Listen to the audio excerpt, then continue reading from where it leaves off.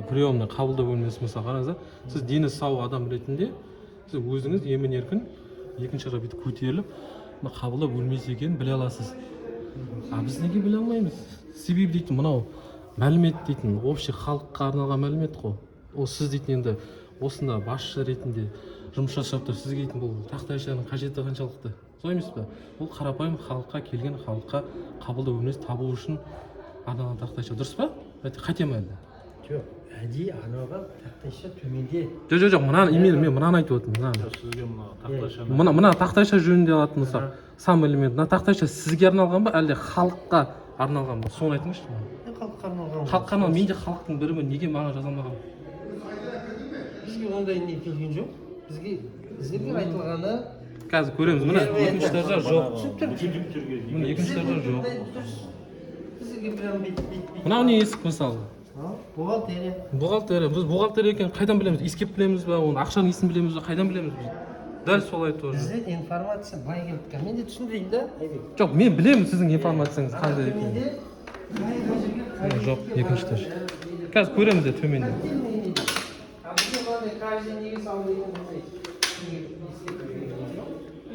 Ол ескерту берілу керек емес, сіз ескертусіз жасау керексіздер ол. Біз оның точный правиласын білмейміз. Білмейсіз, сұрау керек сол ВТЭК-тен Таңшолпаннан. Ондай бізге ВТЭК-тің адамы Таңшолпан мысалы. бізге келген өзінің жақсы осындай не болу керек деген жағаның бәрі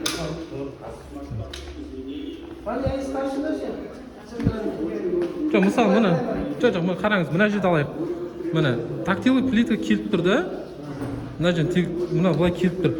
Мына тактилы плитка мына жерде дұрыс салма. Мысалы біз дейтін екінші көтеру үшін біз мына жерде лестницаның бар екенін білмейміз. Жол жасалмай кеткен мына жерде. Мысалы қазір кабинеттерге баратын болсақ та.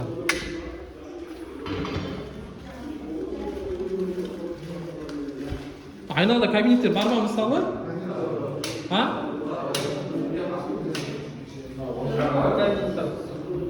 Мысалы мына не кабинет мысалы? спорт бөлімінің кабинеті. Міне жоқ. Бірінші этаж хотя. Міне мына жерде көрдіңіз ба? Міне лестница, мына кабинет бар екен, мынада жасалған. Мына жерге именно лестница жасалмаған неге? Екінші этажға керек істейді бізге. Керек екінші этаж. Біз оны білмейміз. Оны білмейсіз, сұрау керек. Туалет, мына жерде туалет бар еді ғой. Туалетке де мысалы тактильный жасалмаған. Туалет дейтін не анекта бар. Жоқ, жалпы мына жерде де бар ғой туалет. Мына дейтін бізде қалада да ана фок бар ғой, бір проект бір ғой. Мына жерде туалет бар. Жаңағы неге жасалған туалет анекта. Жоқ, аға, кешіріңізші да. Туалет әзірлеңдер де түсін әзірлетпейді. Әдебиет қой да атыңыз да? Әдебиет мырза, кешіріңіз да. Мен дейтін арнайы туалетке мынадай маған қажеттілік етпейді, себебі мен қол аяғым сау, көзім көрмеген болмаса, мен любой жерге, любой тесікке кіріп кететін мүмкіншілік менде бар.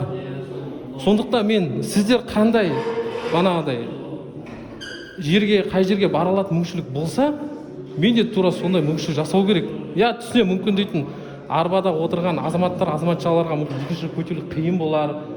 Сол себепті айтқам, бірақ біздерге ешқандай қиындық тудырмайды ол. Біз емін-еркін сіз секілді, басқа да азаматтар секілді емін-еркін кіріп, емін-еркін шығатын бізде толық мүмкіншілік бар. Оны біз сол үшін бізге толық жағдай жасалу керек. Бағанағыдай мына спорт комплекс, спорт отдел дедіңіз ба? Соның тақтайшасы мысалы жоқ. Мына жерде туалет болу керек мысалы. Қайда туалет? Міне туалет иісі, мына туалетті білмейміз мысалы. Туалет иісін білеміз ба? Қайдан білеміз? Мен просто мынаны не үшін айтып отырмын туалет деп? Себебі бізде қалада спорт комплекс бәрі осындай проектім жасалған. Сол үшін мен айтып отырмын.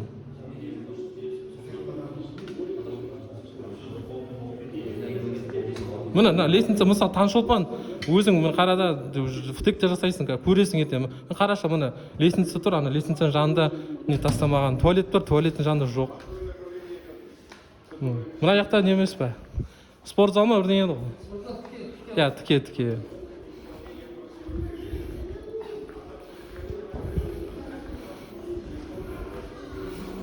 Ол енді тактилка бар, тактилка ешене ғой, екінші тактилка жоқ. Бірақ тактилкадан бөлек те мәселелер бар ғой бізге арналған. Спорт зал. Спорт зал ғой. Спорт зал. Бәрі проект бірдей ба? Бәрі бірдей проект. Не? жанында есік жанында емес бана главный вход дейтін. міне не қыларсың Иә, ол ар жағында. қазір Жолыңыз дегенде менің жолым емес, ол маған керек емес ол. Мен любой кафельностьте жүре аламын. Бізге просто банағыдай ғой, кабинеттің атаулары, нелері, мысалы сіздерге жасалынды ғой.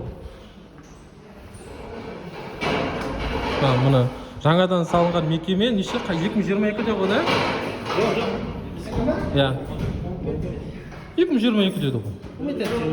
Бана біз райсоветтен айтқанда 2022-де салынды деді ғой. Ол басқа топтарда айтып тұрған ғой. Қайда фокус? олар Сұлтанға нені айтып тұр ғой Ақкөлде бар. Жоқ, новойдан салынған еді ғой осы. бергей бастады ғой Жоқ, екінші есік керек емес. Мысалы, мына жерде мысалы бар.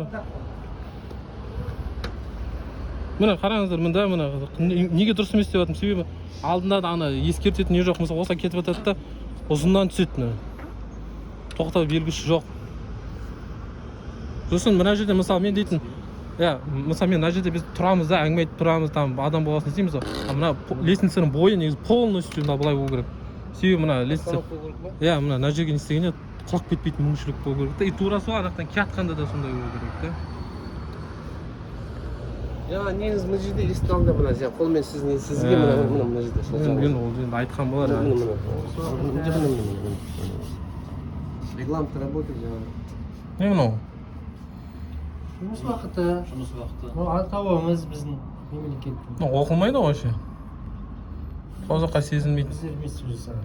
Мен сіз жасады дедім, сіз соны ақша төлеп алдыңыз ғой. Алдық қой. Неге оқылмайды? Қалай оқылмайды? Кәдімгі сол жаққа сезілмейді жазулары. Мен мысалы мәлімет ала алмайды мысалы. Не деген жазу мен білмеймін мысалы. Айыру мүмкін емес әріптерді. Кетіп қалған бар. Жоқ, кетіп қалма, басында жазылғанда осылай жазылған ғой. Көп осындай жерлер дейді. Дұрыстау керек, а? Себебі дейтін, жасаған адам өзі білу керек та қалай жасау керек екен. Или инвалидтер бар ғой. Звонок болса біз звонокты көрмейміз.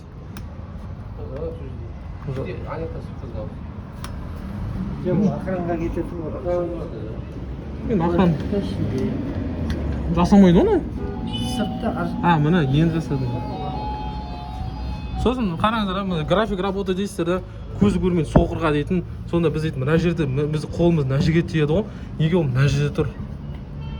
есік қой екінші ашылатын есік Жоқ, мынау дейтін екінші есік дейтін, ол әрдайым ашыла бермейді ғой ол дейтін. Жоқ, ашамыз бар, колясканың келгенде ашылады. Колясканың келгенде жағдайда ғой. Тауарлардың бәрін алынған. Иә, жоқ. Алды келсін. Жоқ, жалпы айтамын, коляска келген жағдайда ашылады, былай уақытта ашылмайды ғой.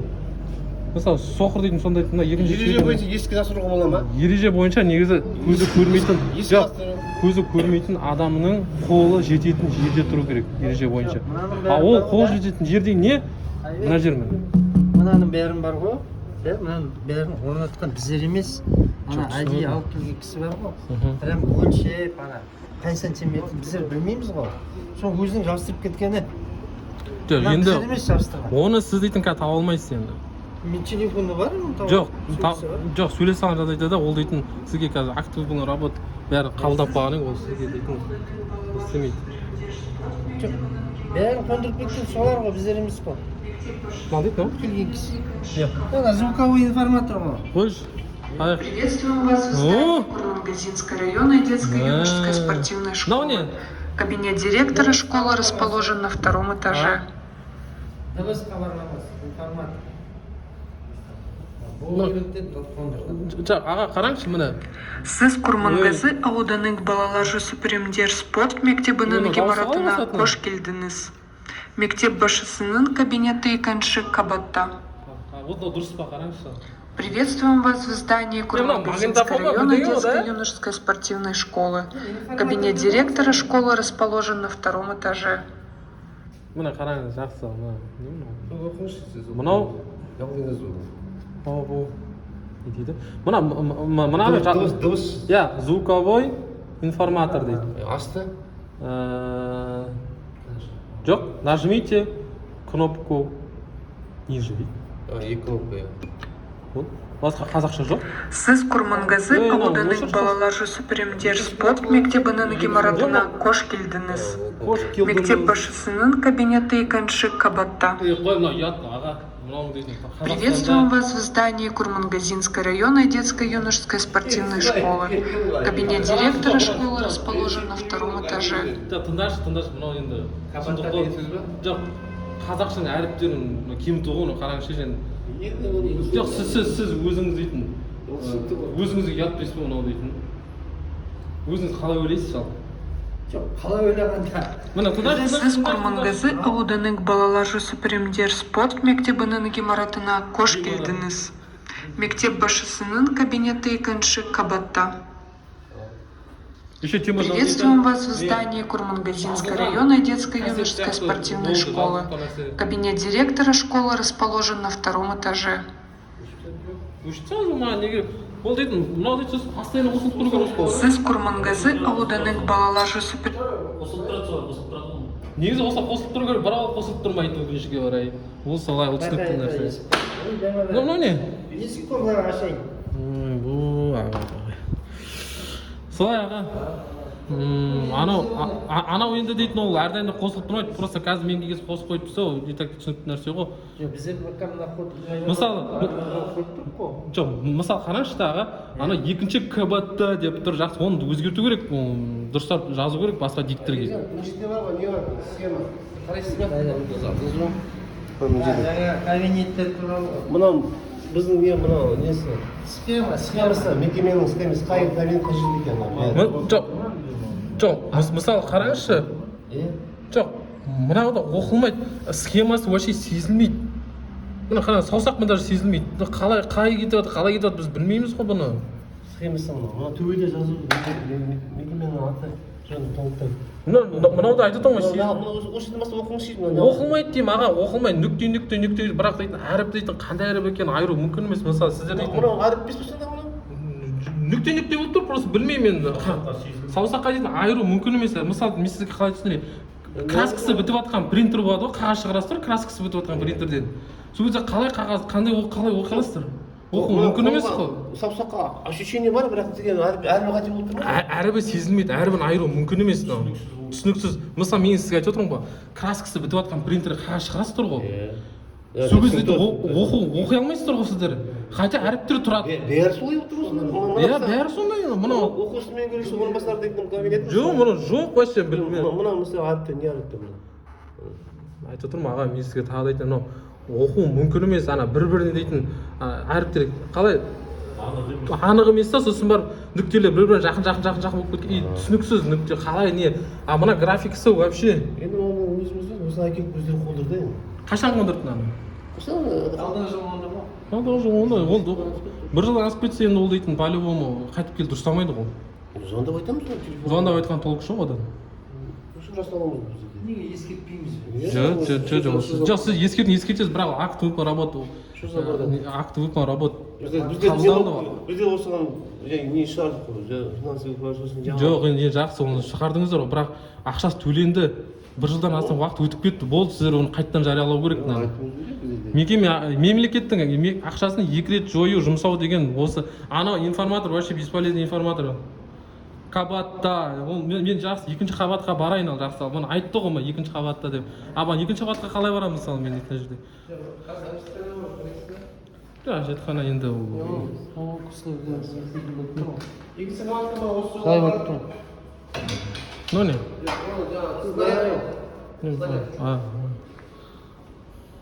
Екінші қабатта қалай еді? Ғимарат деймін, ғимарат дейді. Жоқ, енді басқа диктор жазғыз. Сіздер дейтін ақшаны түсінбеймін. Ақшаны алған, аударған дейді, осының бәрін тыңдамай, қалай аударасыздар? Әдебиет мырза. Сіздің өзіңіз қазақсыз, қазақ тілін кемітіп жатқанда дейтін, осылай қазақ тіліне президентіміз айтады, немқұрайлы қарамаңдар деп жатыр. Неге сіз немқұрайлы қарап жатсыз? Мекеме басшысы. Қалай түсінікті ол дейтін, дұрыс емес қой ол дейтін. Сіз дейтін толықтай дейтін, мынаны дұрыстап алып кел дейтін, сізде мүмкіншілік болды ғой. Болған жоқ па әлде? Қазір участковый шақырамыз қазір. арыз жазамыз, предписание бергіземіз қайттан, болды.